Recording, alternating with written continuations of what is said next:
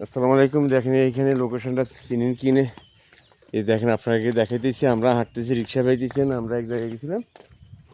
আপনাদের আশপাশে যদি কেউ কোনো রিক্সা থাকে, একটা রিক্সা পাঠিয়ে দেন।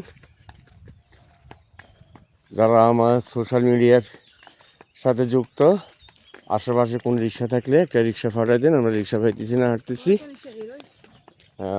দেখেন কিনে জায়গাটা চিনেন কিনে, কে বলতে পারে আমরা কোত্থেকে আসতেছি, কোথায় গেছি।